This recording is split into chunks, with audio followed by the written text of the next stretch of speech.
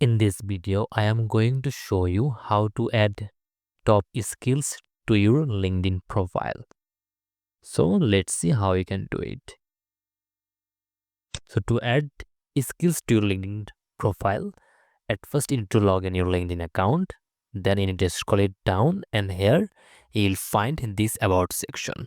Beside about section, there is one pen sign. Just need to click over there.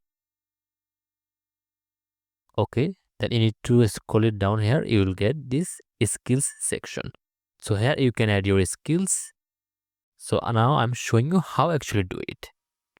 So I'm deleting one skill. Okay, so to add a skill, just need to select here, add a skill, and you need to write down the skill that you want to add here. Let's say I want to add this creative thinking and multitasking. Then you need to select it from there. Okay, I have added the skill. So in this way, you can add a skill to LinkedIn profile.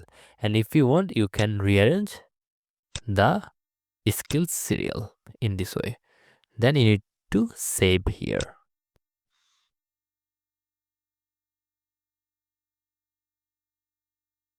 Done.